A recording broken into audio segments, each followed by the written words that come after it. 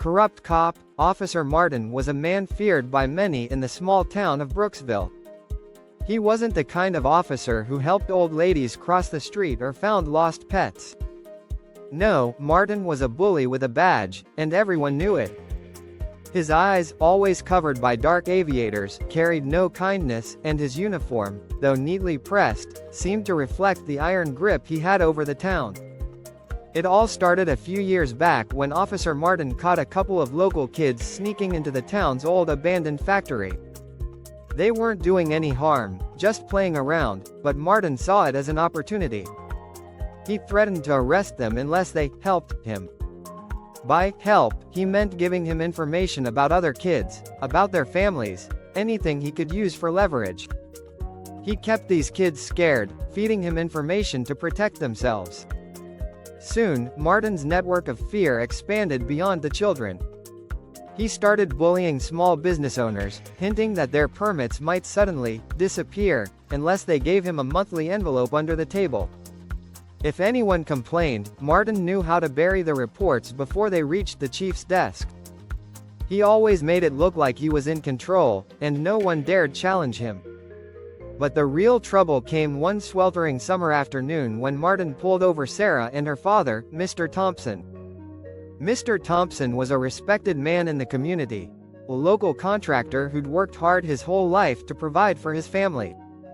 When Martin saw them driving back from the lumberyard, he saw an opportunity to demand a bribe, as he'd done with so many others.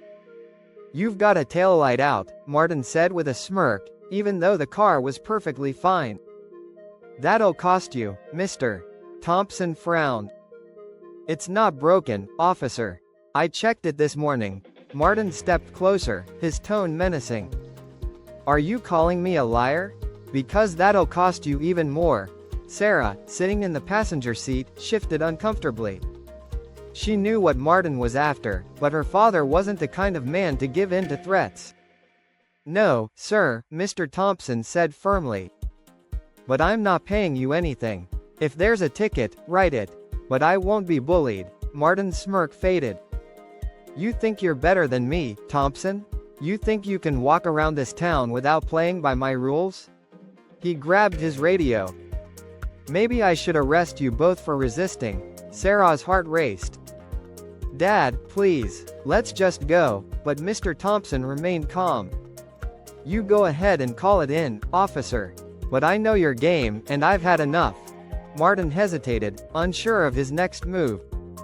He was used to people giving in, not standing up to him. The silence between them stretched, the tension thick in the air. Martin's hand hovered near his radio, but then he glanced around. A few people had started to gather on the sidewalk, watching the scene unfold. For the first time in a long time, Martin felt cornered. The town was small, and people talked. If word got out that he'd tried to shake down Mr. Thompson and failed, his control over Brooksville would start to slip. Without another word, he lowered his radio and stepped back. "You're free to go," he muttered, turning back toward his cruiser. He didn't look at Mr. Thompson again, but as he drove away, he knew something had changed. The fear he'd relied on for so long wasn't working anymore, and soon, more people might start to stand up to him. As the days went on, Martin's reputation continued to crumble. Mr. Thompson had told his story to a few trusted friends, and soon, others came forward with their own stories of Martin's corruption. An internal investigation was launched, and after months of scrutiny, Officer Martin was stripped of his badge and arrested for multiple counts of extortion and misconduct. The town of Brooksville breathed a collective sigh of relief, finally free from the man who had terrorized them. And if you haven't subscribed to our YouTube channel yet, please like and subscribe now. This is how we continue to stay in business. Thank you and good luck.